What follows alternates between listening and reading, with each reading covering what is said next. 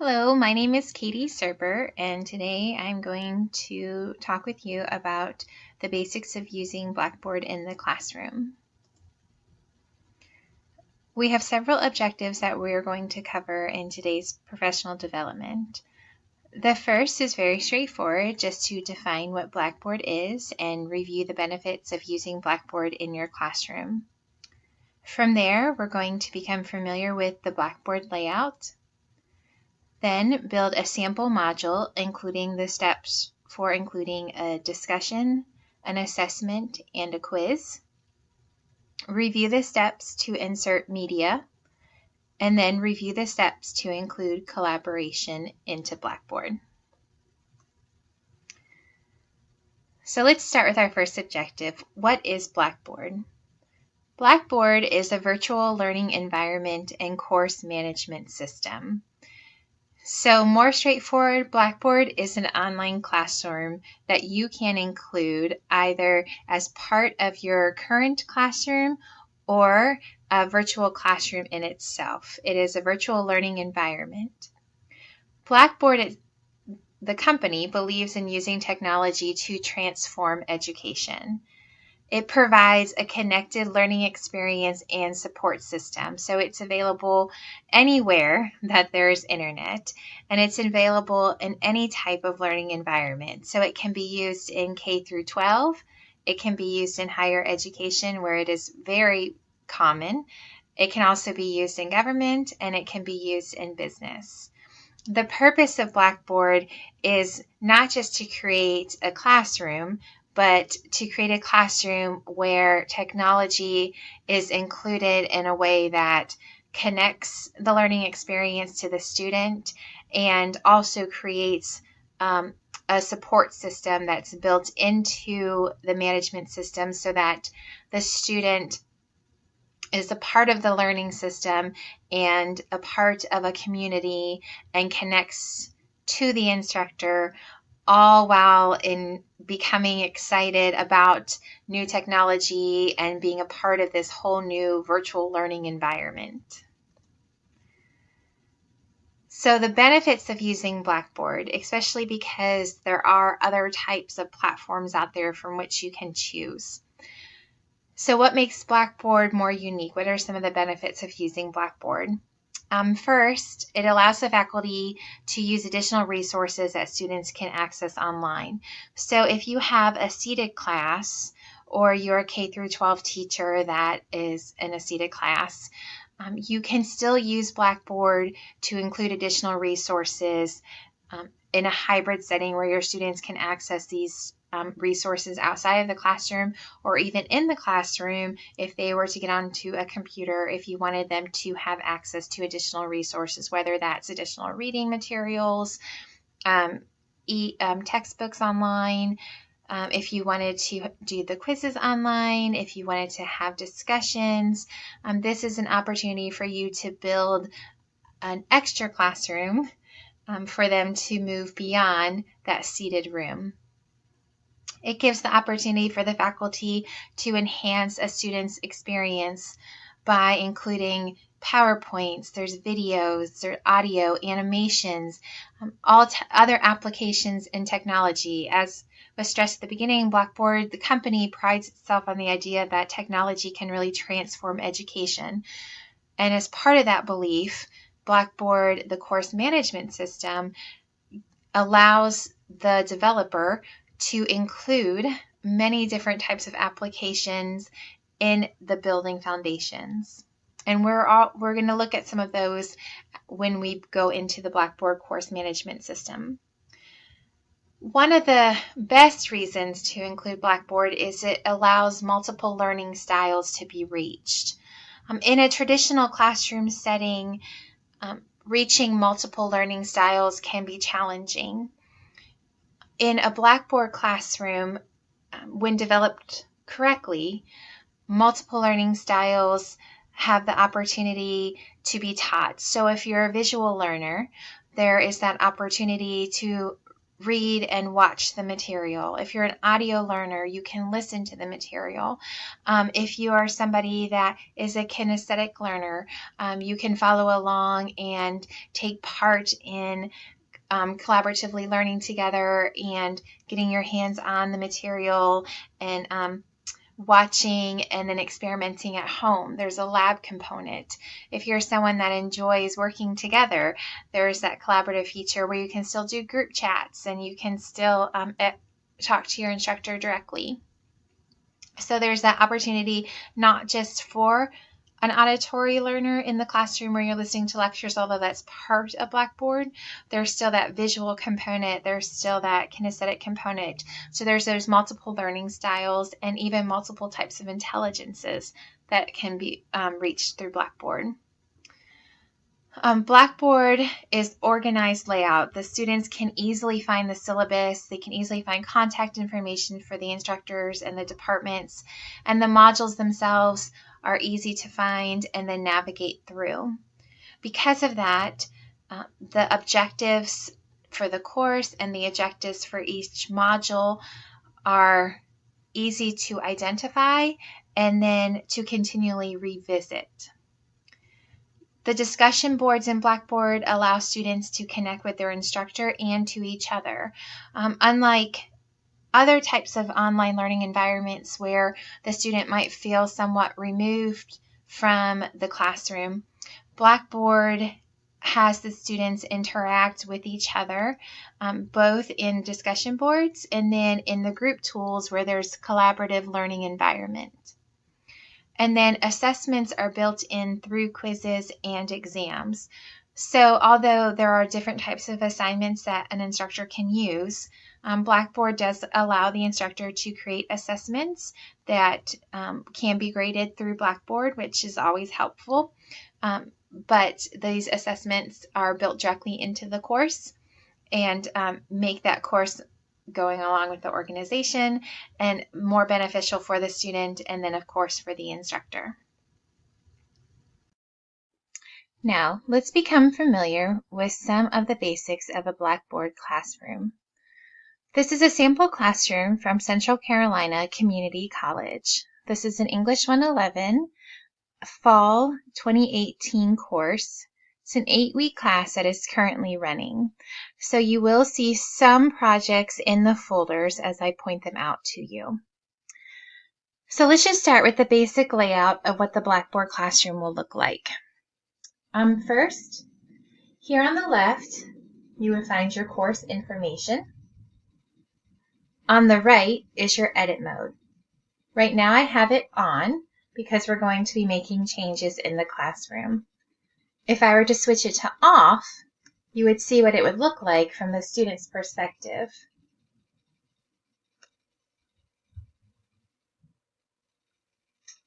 On the left is the table of contents.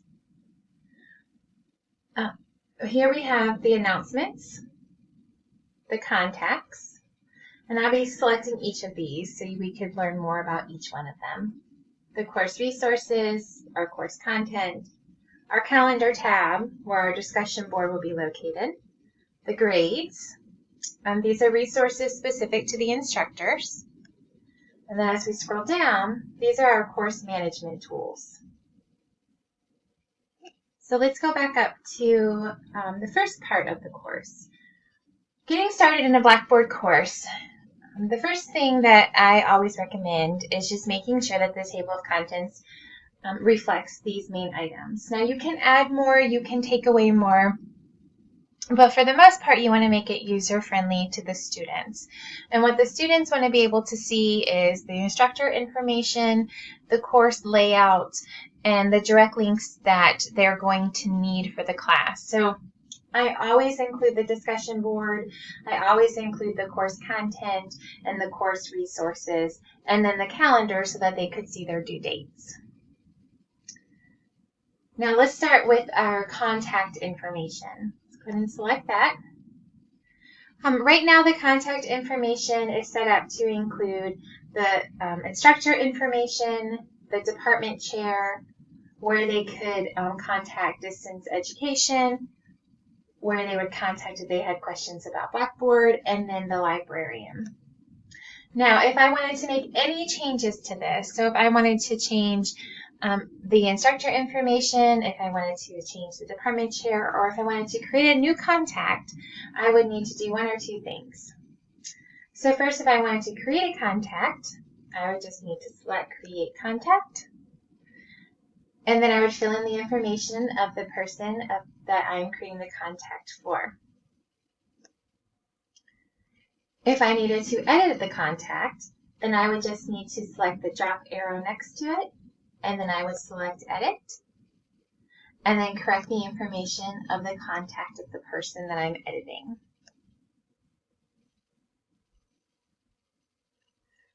The next part of the course resources. Now, course resources are materials that you want to have available to the student throughout the entire class. So things like the syllabus, direct links to the library, tutoring services, where they could go for technical difficulties, or other helpful websites. So let me start with some of the things that I have done. So the first thing I included was the fall syllabus. So how I went about doing that. To build any content, up here on the left, you would select Build Content. Now there are several different things from which you can choose. There's items, there's files, audios, images, videos, web links, new pages, mashups, and all of these you're going to see anytime you select Build Content. So we're going to do several examples of all of them. For this particular case, when I wanted to include my syllabus, I just selected Build Content, and then I selected a file. For this, I asked to include my English 111 Fall 2018 syllabus. I browsed the computer to find it.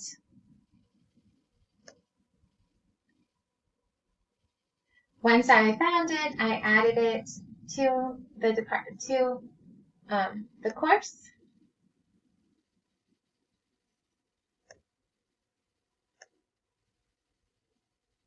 And then I would submit it, and it would upload directly to the class.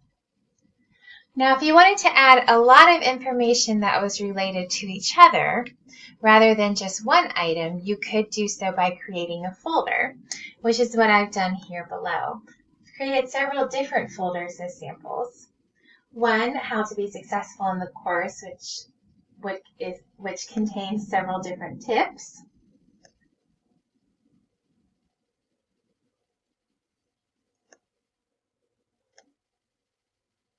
Others, Technical Difficulties, which has different resources. Now, how I did the folders. Let me do an example of a folder. Go back to the course resources. Let's say that you wanted to do a folder on the different tutoring services offered by the college. So you would go back to Build Content, and you would select Content Folder.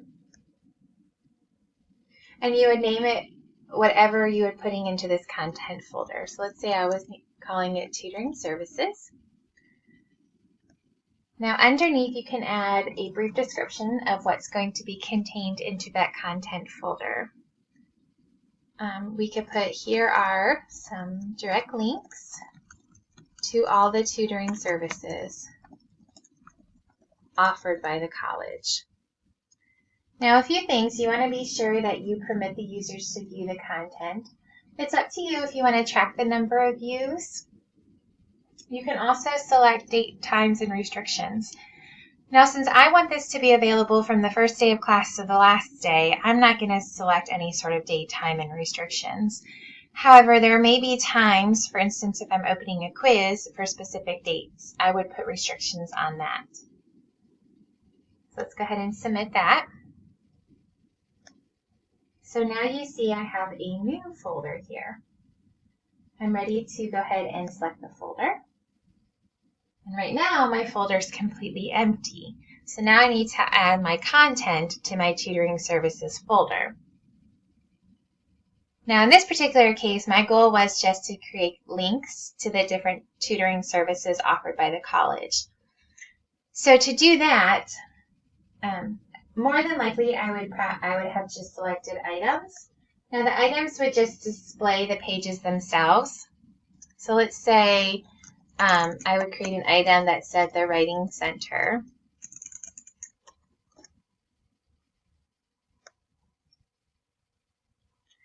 And I would just put, you can call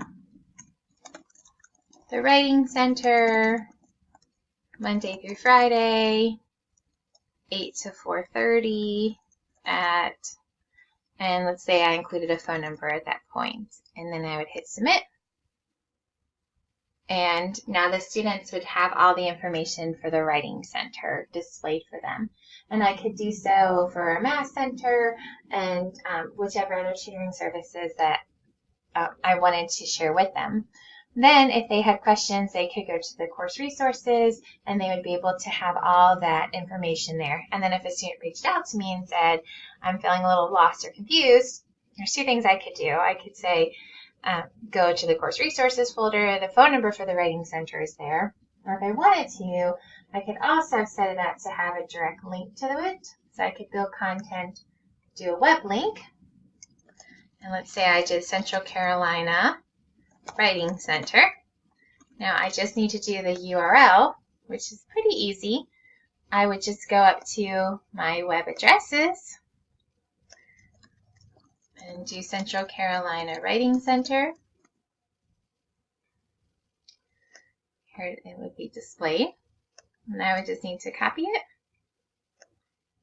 and then paste it back here. And then once it's pasted, just submit it.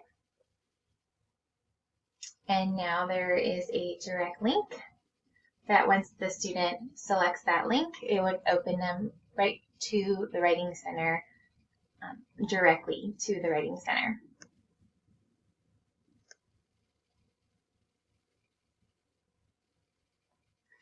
Okay, the next part of the course that I'm going to select that you can get an idea of how to add to would be the discussion board. Now, the discussion board is, of course, where the students would interact with each other and with you. So when you enter the discussion board, this is the general layout of the discussion board. So a few things that I always suggest for people to include. First, just a general area that the students can talk to each other. I call it the student coffee house, but you can title it anything that you wanted to title it.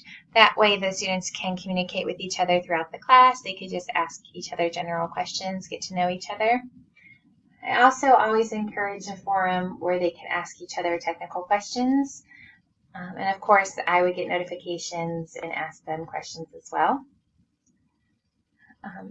Currently, this course has completed 3 or 4 different four different discussions. And you can see that the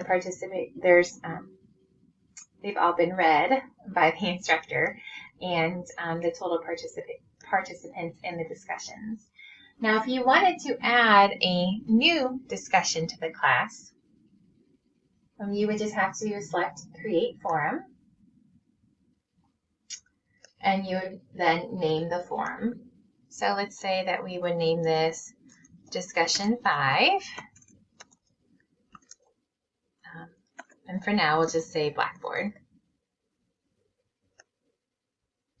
Here is where you would ask your question to the class. You would just want to type in your question.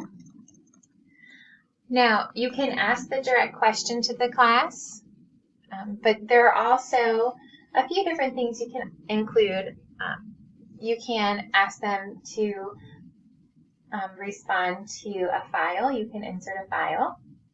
You can insert an image.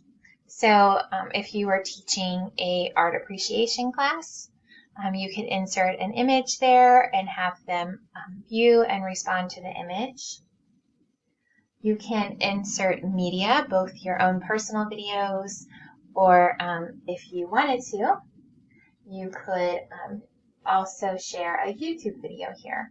So if you were not wanting to do a personal video, if you were to select Mashup and then do YouTube video, it sends you to the direct link to search YouTube built into Blackboard, and you would just search any sort of keyword. Let's say that this was for a psychology class, and we were doing a discussion. So, being a little bit slow in my search. And then here's one I have on B.F. Skinner. Now this is pretty lengthy. It's 45 minutes, so I would probably want to include a shorter one on that. Here's one that's only 2 minutes. So it's a short review on it. I could post this, and if I were to select it,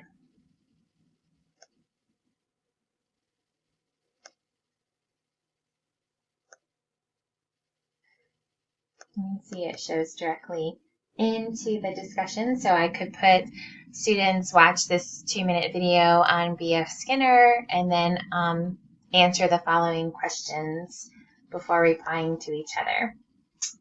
Again, you'd want to make it available to the students. You could enter date and time and restrictions as far as when it could unlock and when it would lock from the students.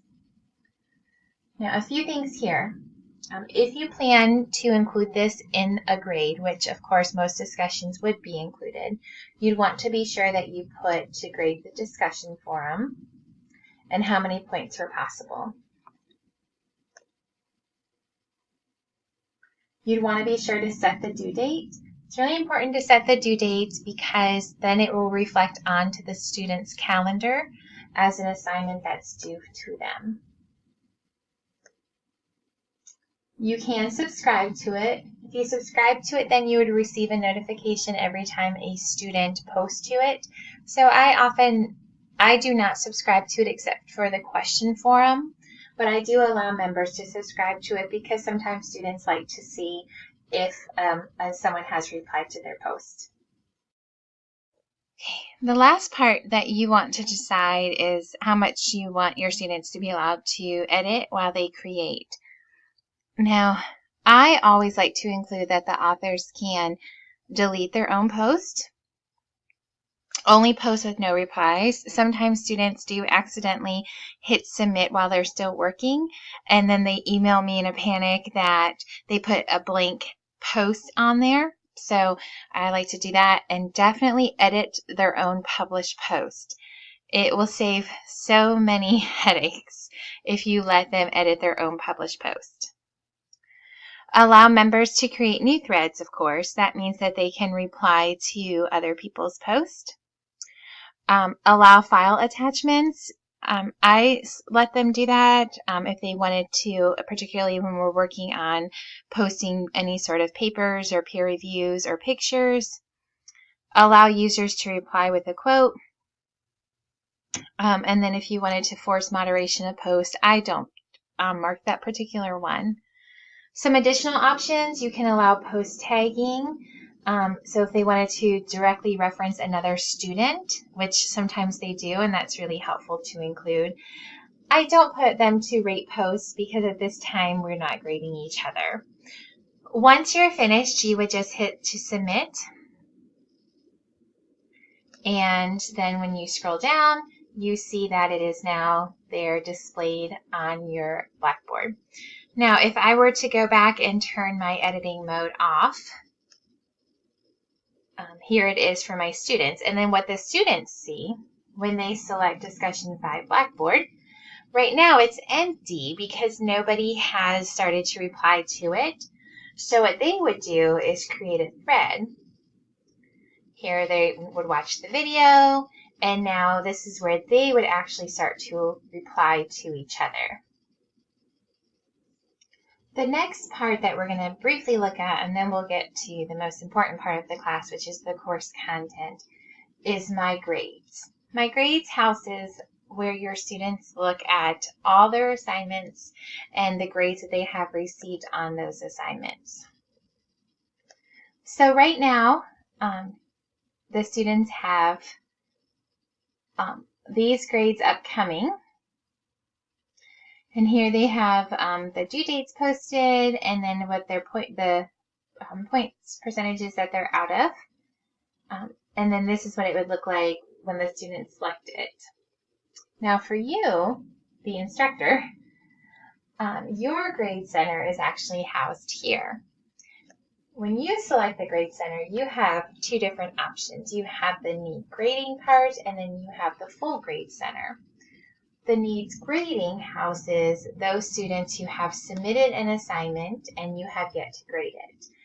And you could look at it in two different ways, or several different ways. You can look at it by the categories. You could look at it by the items. You could look for a specific user. So if you had a student say, hey, I submitted an assignment and I don't see it graded, you could search for the user. So if you are looking to just grade the second essay, we would select that. And then you would have all the second essays to grade. And you would begin by just saying grade all users.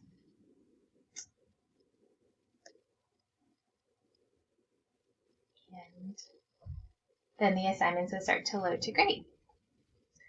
The other way to grade them would be in the full grade center themselves. I could visit the full grade center, and here I would have all the assignments listed, and I would be able to search for those that have yet to be graded. And I would know that they have yet to be graded because there's an exclamation point here next to the name. And if I wanted to grade a specific assignment, then I could just select it, and I could look at those details to grade them.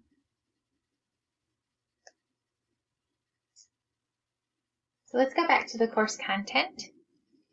Now the course content is where you actually develop your class itself. So this is unique to each one of your classes. Now so far, I have separated the course into 3 different modules aside from the orientation. Modules are units that the students would follow through. There's one on the writing process, one on the academic style, and one on the research project. So how you would create a module.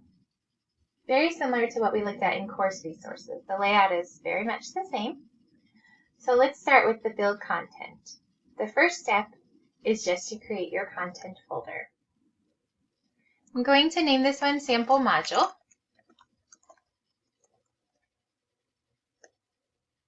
And just like before, you'd want to offer a brief description so that your students would know what would be contained in this folder.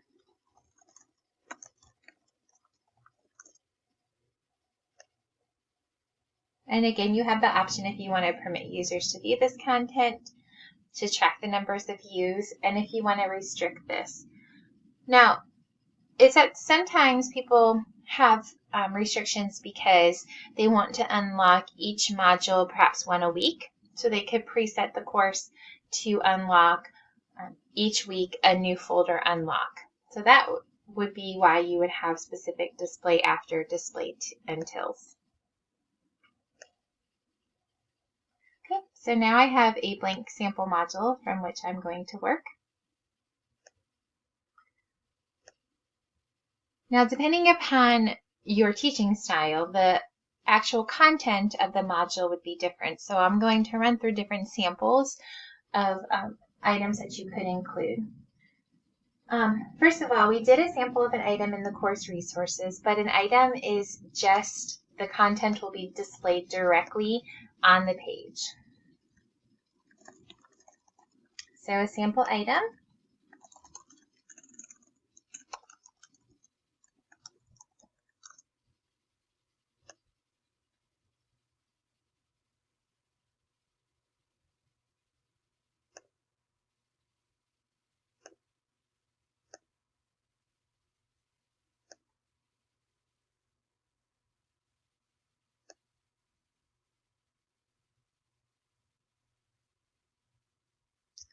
So now I have a sample. This is what a sample item would look like.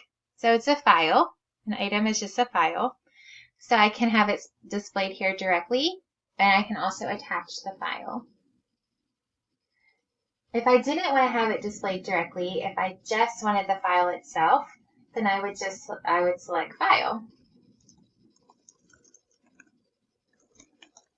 And you could see that it does look different because I don't have the option to type the item word for word in the box like I did when I did item. So unlike item, I'm just uploading a file itself.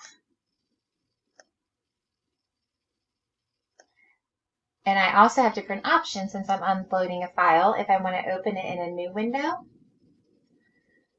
Some students prefer the new window because they do like to work on 2 different tabs. And again, if I want to track my users, if I want to set any sort of restrictions, that option's there too. You'll notice that the icons are different because this is an item and then this is a sample file. The file is actually going to download for them. Next one, if I wanted to do audio,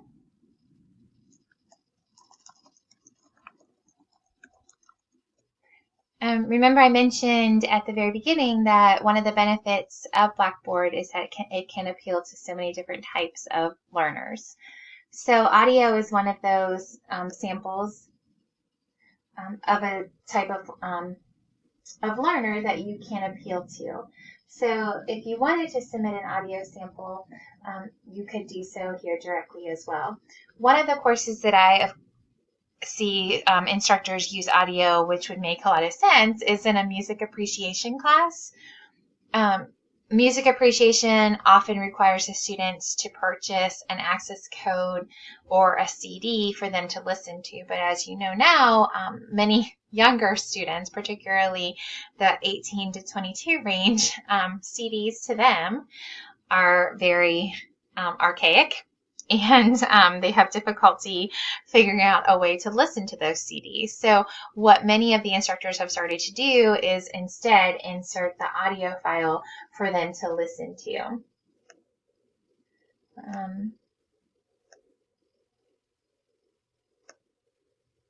So this would be my place to be able to submit an audio file if I wanted to submit an audio file.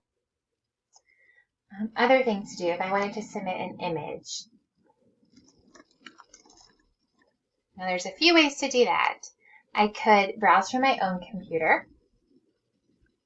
Now, again, I mentioned art appreciation, but there's also very other simpler things. Some history classes use it just for imagery. Other classes use it, of course, just for fun. And then I've seen instructors require images for students to include pictures of themselves. You could browse the content collection. And you can, of course, browse mashups, which is going to take you to the Flickr photos.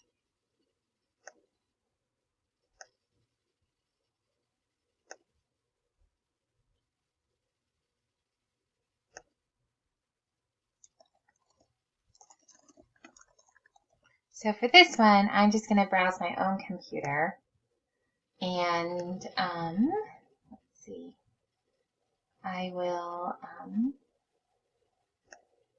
include this picture of my family. Now, you of course have a few options if you want to include a description. Same thing if you want to open in a new window, if you want to create a border.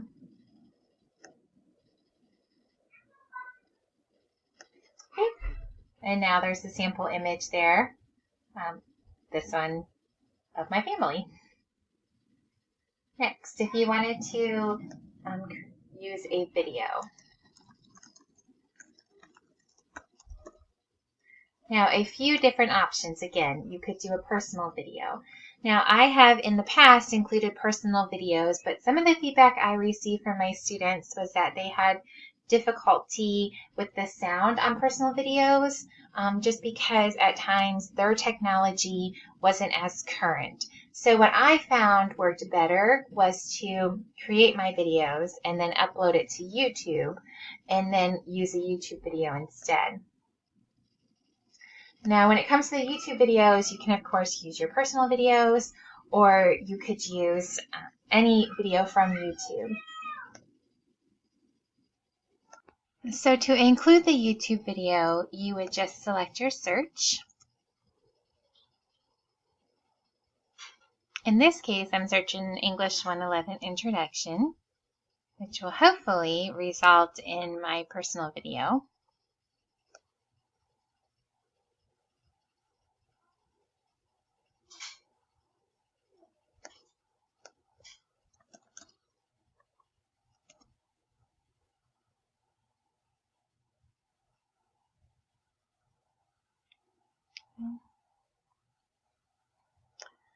But for this case, I'll just go ahead and select one so we can show what it would look like. When you select one, you can offer a description on it. You can view it as a thumbnail or as the YouTube URL. I find the thumbnail to be much more helpful for the student. Once you're ready, you would just hit submit. And now here is the video for your students to watch when they are ready. The next type of content that you could include, if you wanted to include a slide share presentation, just like before, you would search your key terms.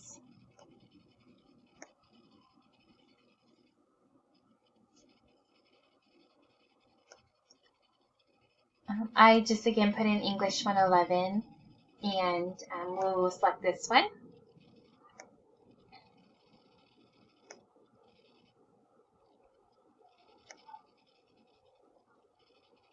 And now we have a SlideShare presentation as well.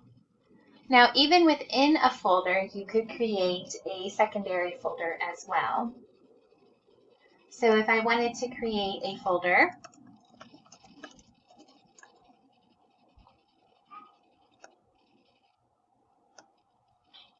I now have a folder, and then I could continue to build within that folder. My other tools here, I could include a discussion board directly here. If I were to include a discussion board link, it would of course link me back to that discussion board. So let's go ahead and include a sample discussion board. Now if I've already created one, I can just go ahead and link to it. Or I could create a new one. So for now, I'll just link to one I already have.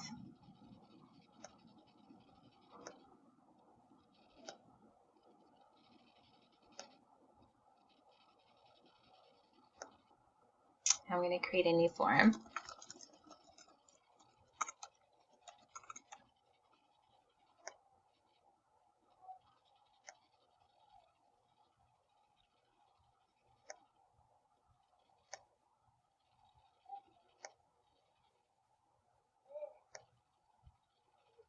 And now we have a discussion here for the students as well.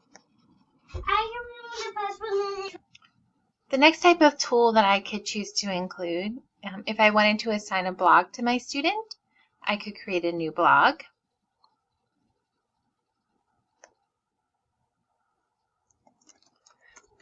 The blog, as it sounds, is just a personal response for the students. I can make it individual to all students. I can make it for the whole course. And I would want to be anonymous entries if I wanted to do it. I could run it monthly. I could run it weekly. I could decide if I wanted it to be for a grade or no grade. And again, if I want them to edit or delete any sort of comments. We'll say for this, it's no grading.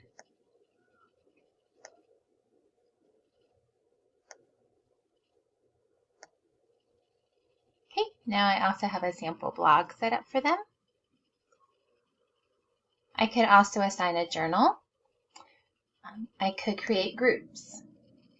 And I mentioned in the preview that one of the benefits of Blackboard is that it allows for collaborative learning. And then this is where I would set up my groups. And I could do a manual group or I could self-enroll group. It would just depend how I wanted to assign the groups. So let's say that for this one, I was doing a manual enroll group.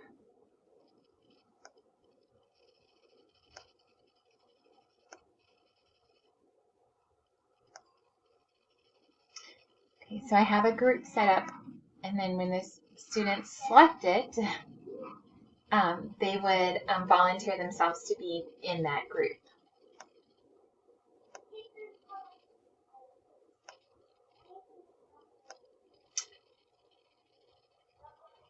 Now down here, Blackboard also allows you to work with publishers for either Cengage, Pearson, McGraw-Hill.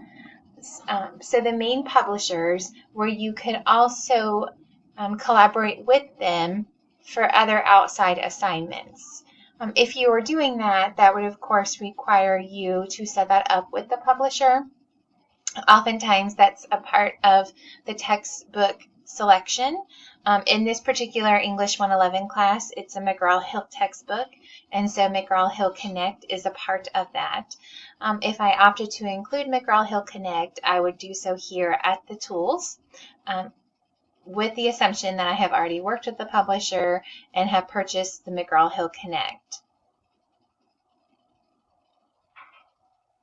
But going back to that, it is beneficial though that the tools here are directly built in, because what that does is it creates a link directly for the students. That way they don't have to go to a separate web page and try to find your course. They would just go to the link here in the class and be able to work. And it also then links to your gradebook. So for instance, with Cengage Now, if you were teaching an Introduction to Computer course, Cengage is the publisher for Introduction to Computer course.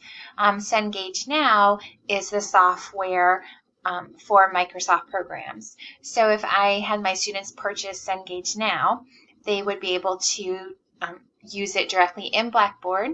It would link to my gradebook, and so when the students ran through the activities for Microsoft, it would be graded by Cengage and then upload directly to my gradebook. Pearson Lab. Pearson is often the software for most of the math courses. My math lab being that extra component. As the students completed my math lab, it would be graded and then uploaded directly to the gradebook. So it is an additional benefit to Blackboard, again, then that I would not have to have my students go to an external link, and I would not have that additional grading and then the separate entrance into the gradebook. The last part is the assessments here. So the assessments, I have the option to do tests, surveys, assignments, McGraw-Hill assignments. The McGraw-Hill assignments are listed here because, as I mentioned, English 111 uses McGraw-Hill textbooks. So I've already set up this course for McGraw-Hill publishing. Same with Turnitin. Since this is a writing course, Turnitin has already been linked directly to it. So let's first just do a sample if I was going to create a test. At this point, I already have one existing test in the course that I could add here, which is the plagiarism one. But you would also have the option to create tests for all of your class. Now, I'm not going to go through the steps to create an entire test because, of course, that would be quite lengthy. But let me just bring up if I were to create a sample test, you would see that there are several different types of questions from which you could choose. For math courses, there's formula and numerics. Of course, there's also for all subjects, either ors, file responses, fill in the blanks, jumbled sentences, matching, multiple answers, multiple choices, quizzical, short answers, true or false answers, even essay ones. Let's say I was doing a multiple choice one. To create it, I would have my question title, and then I would create my question text, and then I would go down to fill in my answers, being sure that I mark which one would be correct, and then submit it to create my next question. And I would do so for every type of question that I am creating. I could also create from a question set. I could find questions from previous courses. I could upload questions. If I have a test from a seated course and I want to also use that same test here in the online class, then I could do that here as well.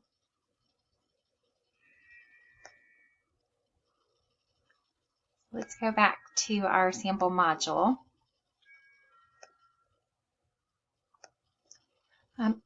The other type of assessment is our assignment one. Now the assignments are, of course, what the students would upload to Blackboard for you to grade. So in the assignment box, you would have your assignment description,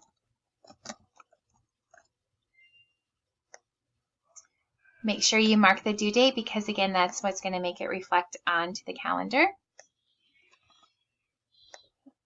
If you had a rubric, you could attach a rubric, you could create a new rubric. If you had any submission details, so if it were an individual or if it were a group submission, how many attempts, if you want them to have a single attempt, which is often the case, or multiple attempts. Where multiple attempts would be helpful, if you put a single attempt and a student uploads the assignment incorrectly, you do have to clear the attempt for them. However, single attempts do limit it so that once that due date has passed, they're not able to submit it beyond that. Other things, plagiarism built in. If you wanted to check the submissions for plagiarism using SafeAssign, if you want them to be able to view that report. Some of the grading options. If you wanted anonymous grading, so if you didn't want to know the students as you graded, you would want to select that. And then how you want it to grade. It's best if you grade in percentages. Blackboard very much reads percentages much easier than it reads scores. If you want to include it in your grade center, which the majority of the times you will want to include it in your grade center, the only time you want it is if it were something that is not a part of the curriculum. So if you're a brainstorming discussion or something that you're not grading. Of course, you'd want your students to be able to see it. If you want to make that assignment available to them, and if you want to lock that assignment.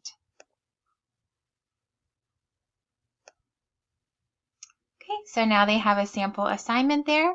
And if I went over to my calendar,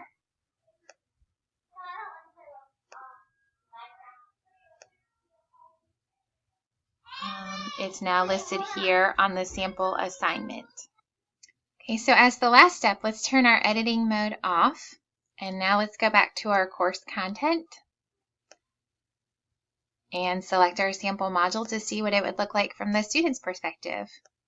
So there's would be our sample item, our sample file, which is downloaded there in the corner. Here's our sample image. There's our YouTube video, our slide share. Here's where our additional folder would be. Here's our sample discussion. Went right back to our discussion forum. A sample blog. So now I would have to create a blog entry for everyone to read and share. And then our group. No content yet, so I have to the students would have to self-enroll themselves still. And then the last part would be my sample assignment.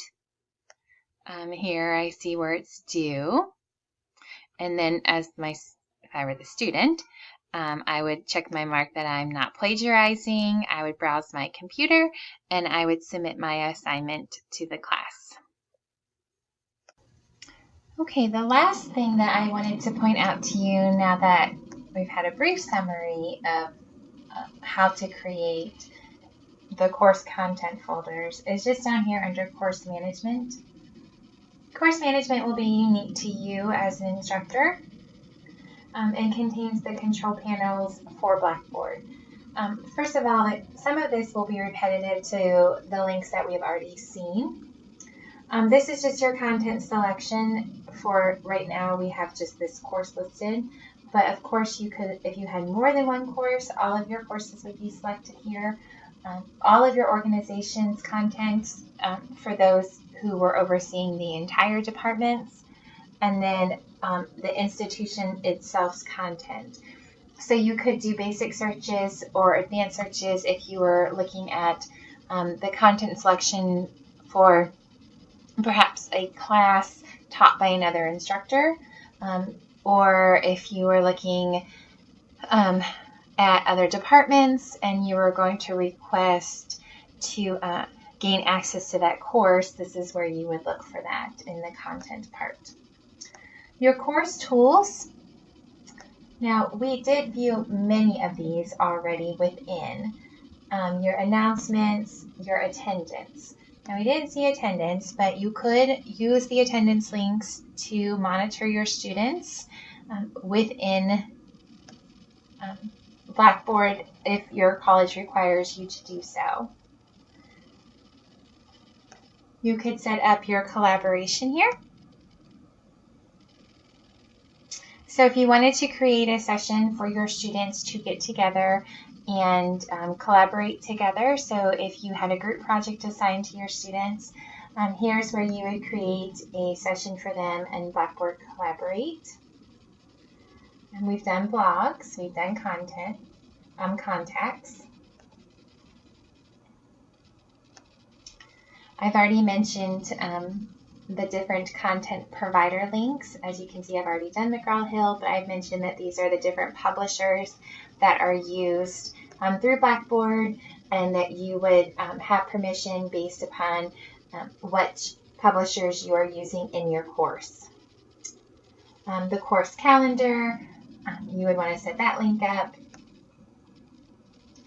The date management, this is an 8-week course, so we want to be sure that this is set correctly. Now, if something were to happen in that course and we had to adjust it, whether maybe weather related, those would be adjusted by the person who oversees distance learning. So this would be somebody that were the course tools. If you had to add additional days, this is where it would be added. Discussion boards, if you wanted to include any sort of links to NC Explorers. This is just another research, another tool that Blackboard does allow you to include. If you had a course that you wanted your students to be able to search directly, you could set that up. So that would be really work really well for a type of class like this English course or other types of humanities class. You could include that as well. If you had a glossary. Now, I don't have a glossary set up in this course, but if you wanted to create a glossary for your class, so if you had a class that had continual definitions, you could, of course, set up a glossary for them as well. Any sort of goal performances, you could create goal performances for your students. Let's see, we did a journal sample. I mentioned Safe Assign. Safe Assign is very similar to Turnitin. It's built into this Blackboard course. So anytime that you create an assignment with writing, you can require your students to also do Safe Assign. Now, send email. If you wanted your students to be able to send an email directly to you, or if you wanted to send one to your students, then you would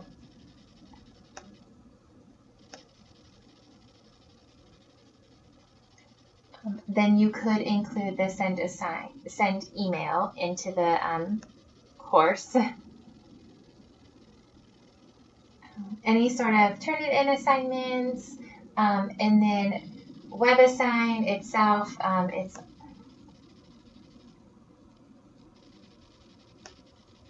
it's going to sync into the college system. So this is unique to Central Carolina. The next part, the evaluation, this is where you can check on your students. So things like the user activity, so how often the students are logging in, what their overall summary of their user orientation, if you had groups set up, what they're setting in, how much they're being active in discussion. So this just kind of gives you a peek at what they're doing. Here's their overall performances.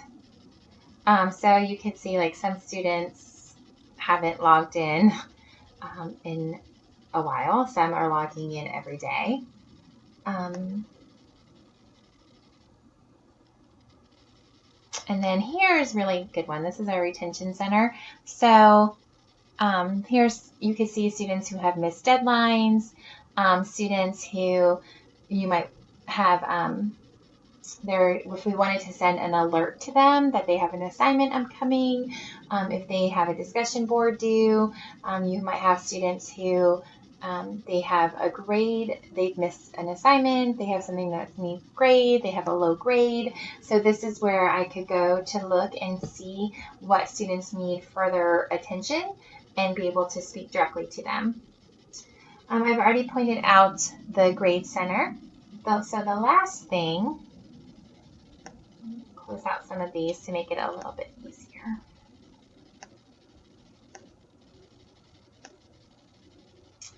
Is our users and groups. The important thing with this part is this shows who has access to the course at the time. So if I wanted to remove access to anybody, this is where I would go, and I would select the person I wanted to take away access to the course, and I would want to change their availability, and then I would take it away from them. So this is just a brief overview of some of the tools that Blackboard offers, but as you could see, our objectives to our Okay, so now that we've completed our simple tutorial of what Blackboard can offer, what can you do next? The first thing I would suggest is to visit and interact with some of the courses that your institution may offer that are already Blackboard ready.